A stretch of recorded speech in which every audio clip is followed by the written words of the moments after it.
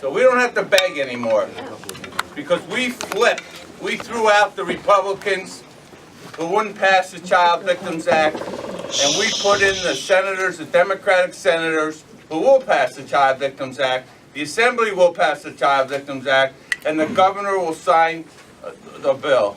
And we're going to have a Child Victims Act this year, 100%. Yeah.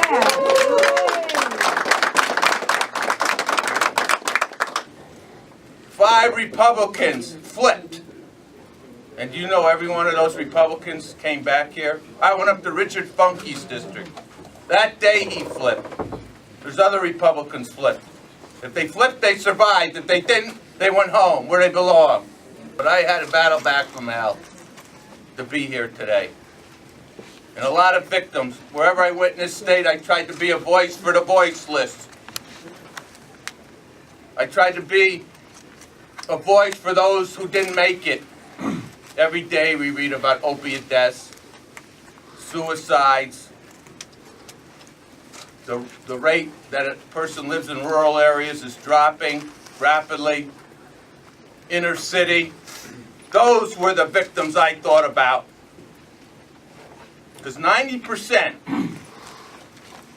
of victims in this state have not been abused, as we hear much about a priest or a rabbi or an institution. They've been abused by a family member or a stranger like myself or a friend, a family friend. And I would never forget them. And that's why we need no statute of limitations. There should be no statute of limitations on such a heinous crime as child sexual abuse. We have to provide for those 90%. So what I would urge the legislature to put in a fund to help every victim in this state. That was my objective, to help every victim, the voiceless, the ones who came forward, the ones who spoke out. Every victim deserves justice. We have to educate our children that it's okay, and we have to educate teachers and parents and people in authority and even the police that when somebody reports that they've been sexually abused, that action has to be taken or they will face consequences. They have to mandatory report it. I'm not talking about private schools. I'm talking about teachers in every school, priests, rabbis, people have to realize what's going on. This is an epidemic in our society, as we've seen across this country, with the Pennsylvania grand jury report, with Nassar, in this state. I could bring up hundreds of cases.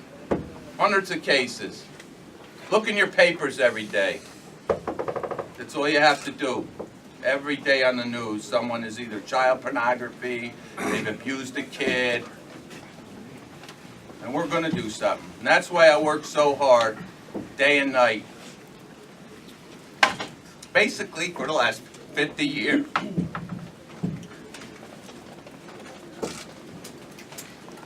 And I've had a great family. You see my nephew back there. Thanks for coming. Some of my friends deserted me. It's all right. And advocates who supported me, I thank you. I really do. This was not easy to go around the state and hold 16 rallies and tell people about the worst moments of your life. Not easy. But it had to be done. I can't believe 13 years it's taken, but we understand why. And I'm going to say why. And some of the people say, be careful what you say. I earn the right to say what I'm about to say. Thank you, Gary, for what you've done. Okay, now, as you know, I was the first one interviewed by the Attorney General's office. And when I called them, they called me back, and the first thing they said, we want names, because we are sick and tired of covering up or not mentioning people who are responsible for why we don't have this law. And the two criminals why we don't have this law, and if anybody doesn't agree with me, just put your hand up, Cardinal Dolan and Governor Cuomo. This is how it started. After gay marriage passage, which Governor Cuomo needed so bad. So Cardinal Dolan didn't give him a hard time. In return, what he got was silence on the Child Victims Act, and the proof is in the pudding. And Governor Cuomo last year, at the last minute, put Marcy Hamilton's eyes and Catherine Robert, who was in the office, just at the last minute, to give Cardinal Dolan extra time to pay off as many more victims so they can't have the right to sue. Okay, now so I'm just going to mention quickly, so to refresh your memory, why this bill hasn't passed for 13 years.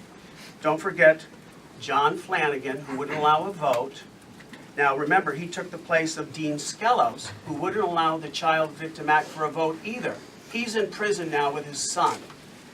Now let's remember Sheldon Silver, because you guys have to understand what's happened in the past, why we're still here. Sheldon Silver cheated on his wife with the lobbyists from the New York Catholic Conference who did not want this bill to pass. Think about that. Then we also had, I'm going back a little ways, but Shirley Huntley, I don't know if you remember her. She was for the Child Victim Act. Then when it came time to vote, she voted no. She also got jailed.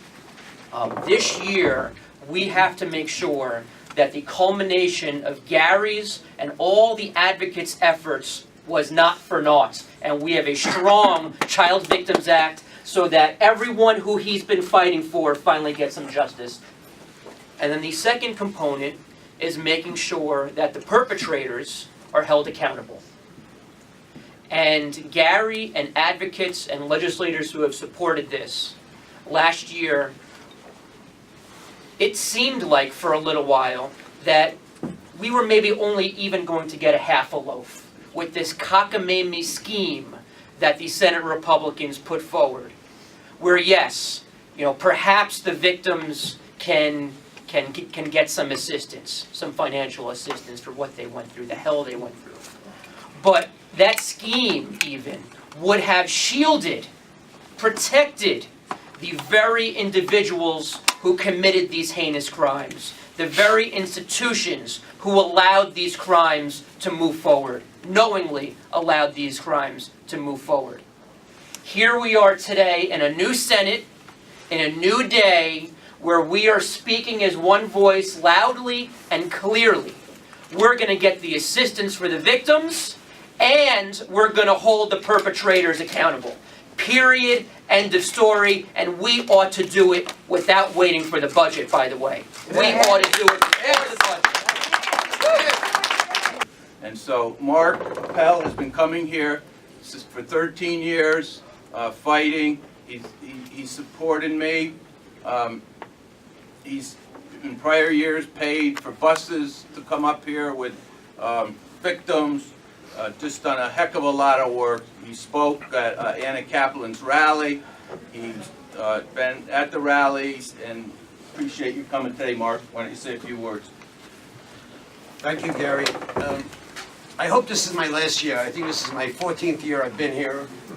But I don't think the impact that led to today's and the historic opportunity that we will get the bill passed is due to the tenacious work and the lobbying on a daily basis from heart to heart from people like you, Gary, people like Connie, people like Jack, who comes from Florida today, people like the Erickson family that you came forward, even though you lost your loved one. So it's the heart to heart that changed the minds of so many individuals. Even, I understand, even some Republicans will be voting for the Child Victims Act. Yes. The only opponents that we have at this moment is some, they call themselves religious groups. I don't know how religious they really are if they oppose the Child Victims Act. And we prepared this flyer. The Child Victims Act is not an attack on religious institutions. You may be reading in the paper that some of them say, hey, you're going to bankrupt institutions. Well, we're going to bankrupt institutions, but we're not going to bankrupt protecting our children, which is the priority. So God bless all the senators, the elected officials. Gary, for hundreds of years, from today on, people are going to remember January 14, 2019 as the day that New York became from the weakest laws in the state protecting children to the strongest in the state of New York. Yeah. I'm Assemblymember Matel Frontes. I'm here today for the legislative building my support for the Child Victims Act. As you know, there should be no statute of limitation for people who were abused, whether they were children or teenagers. And what this act does is secure justice for people who were sexually abused or exploited, regardless of when that took place. And I have to say I'm very proud and honored to lend my name and be a co-sponsor of this act. And I am on the right side of history and hope that everyone will join me as well. Thank you.